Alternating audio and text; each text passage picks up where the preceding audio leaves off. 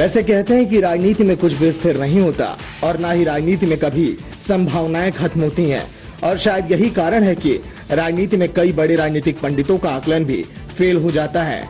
मंगलवार को बसंत पंचमी का दिन था। एक तरफ पूरे देश की तरह झारखंड के लोग भी मां सरस्वती की पूजा में लीन थे, तो वहीं दूसरी तरफ झारखंड की राजनीति में चर्चाओं का बाजार गर्म था। मुद्दा था बीजेपी और जेएमएम के कई मंत्रियों के बीच मुलाकात का, और केंद्रीय मंत्री रामदास अठावले की ओर से जेएमएम को बीजेपी में शामिल होने के लिए ऑफर दिए गए। पहले घटनाक्रम में बीजेपी के केंद्रीय मंत्री नितिन गडकरी ने चेन्नई में झारखंड सरकार के बीमार मंत्री जगन्नाथ महतो से मुलाकात कर उनका हाल चाल जाना। ठीक उसी दिन केंद्रीय मंत्री अर्जुन मुंडा से झारखंड सरकार के एक और मंत्री और हेमंत सरकार के करीबी माने जाने वाले मिथिलेश ठाकुर ने भी मुलाकात की। हालांकि बीजेपी और जेएमएम दोनों तरफ से इस मुलाकात को औपचारिक मुलाकात बताया जा रहा है, लेकिन राज्य में बीजेपी और जेएमएम की मुलाकात के राजनीतिक मायने निकलने शुरू हो गए। ठीक उसी समय आग में घी डालने का काम करते हुए केंद्रीय मंत्री रामदास अठावले ने अपनी प्रेस कॉन्फ्रेंस में जेएमएम को ये ऑफर तक दे दिया कि आप अगर बीजेपी के साथ शामिल हो जाते हैं तो शिबू सोरेन को केंद्र सरकार में मंत्री और झारखंड सरकार को केंद्र सरकार से एक अच्छी हिस्सेदारी मिलेगी। सबसे पहले हम आपको सुनाते हैं केंद्रीय मंत्री रामदास अठावले ने क्या कुछ कहा।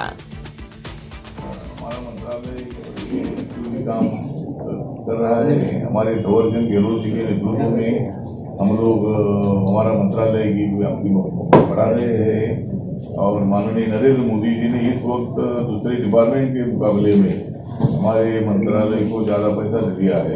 1,26,500 से ज़्यादा करोड़ रुपए जो है हमारे मंत्रालय को दे दिया है। और आखिर में जो मैंने बोला कि हेमंत सोरेन जी जो है अगर एनडीए के साथ आते हैं तो झारखंड के विकास के लिए मैक्सिमम पैसा मिलेगा, और झारखंड की जो जनता है उस जनता को न्याय देने के लिए इसका अच्छा उपयोग हो सकता है। इसीलिए वो एनडीए में आए, एनडीए में शामिल हो जाए, ऐसा हम उनका स्वागत करेंगे।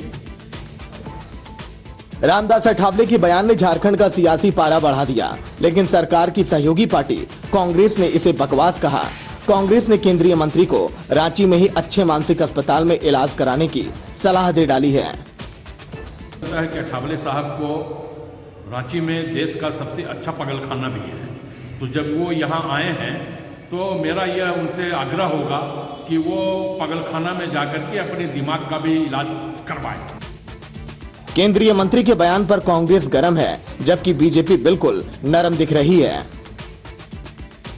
ये कोई पहला मौका नहीं है जब बीजेपी पर ये आरोप लगे हैं कि वो झारखंड में सरकार तोड़ना चाहती है।